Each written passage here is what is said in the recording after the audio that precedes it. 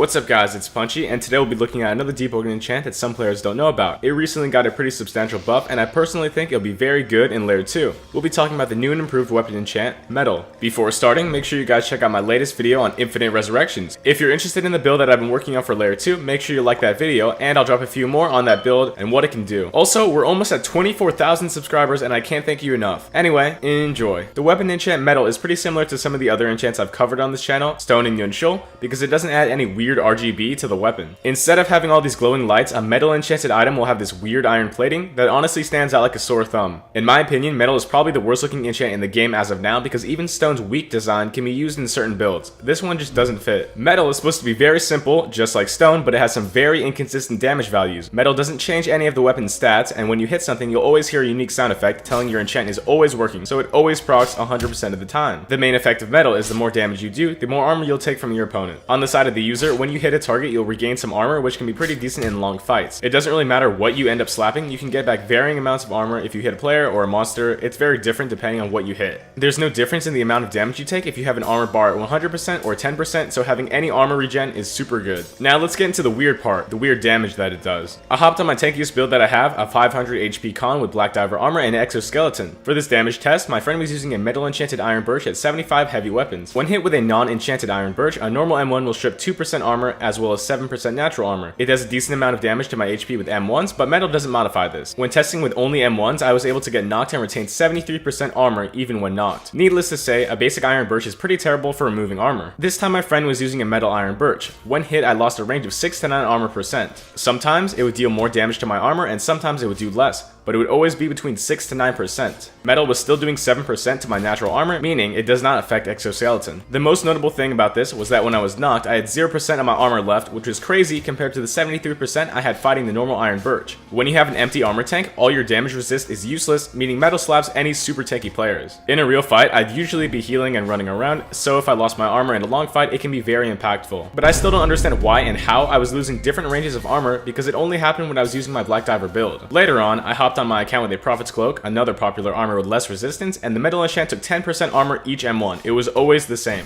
Even though I had less HP and less damage resist, the metal enchant was more effective against my build that had a ton of armor because the more damage you do, the more armor you'll drain with that metal enchant. Not only is this weapon perfect against tanky opponents, it also works a lot in PvE. You can strip the natural armor from any PvE monster and it works the best on things like crabs with their damage resist. Even bosses like Primadon will take much more damage without any armor. If Layer 2's environment prevents the use of campfires out in the snow, it might be very useful. If fires don't work, you cannot sit down and regen the majority of your armor. It's a little bit weird in PvP, but it's very good against monsters. Honestly, I'd rank this enchant as a B- to B+ tier. It's a very nice enchant right now because it bypasses a majority of monster armor. It's super good to fight tanky players, and it's honestly a time saver when restoring armor. The only thing I would fix about this enchant is that inconsistent damage to certain builds, which is a minor problem. I just don't know why I was getting like 6 to 9%. I don't know why they couldn't just code one number value. That's all I got for you today on this enchant, and I think the next one I'll be doing, if I can get a Grim enchant, I'll talk about that because it's going to be very strong in PvE, I believe, but I still have to test it out. Make sure to like and subscribe if you enjoyed it, and have a good one.